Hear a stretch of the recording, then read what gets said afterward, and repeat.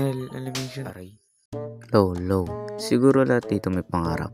Ako dati pangarap ko maging Sinobita. Yung sa palabas na Doraemon. Napapaisip siguro kayo bakit gusto kong maging Sinobita, no? Kasi akala ko dati makikita ko si Doraemon. Tapos maglalabas siya ng kung ano gusto ko. Ng mga gamit sa bulsa niya. Ang maywagang benten na brief.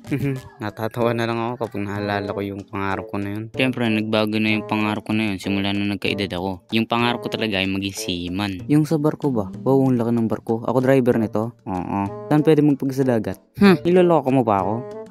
Siyempre, hindi natin makakamit yung pangarap natin kung hindi tayo mag-aral na mabuti, di ba? Nal. Yes, ma'am. What is the opposite of 34 to point view equals 64 to 74? What is your answer? I don't know, ma'am. Correct. Yes, kidding lang. Kung may magtatanong kung anong grade pa lang ako, grade 9 pa lang ako. Matagal pa, di ba? Ilang years pa? 1, 2, 3, 4, 5, 6, 7 years pa sasakit ulo ko sa mga report. So, bye. Hanggang dito na lang.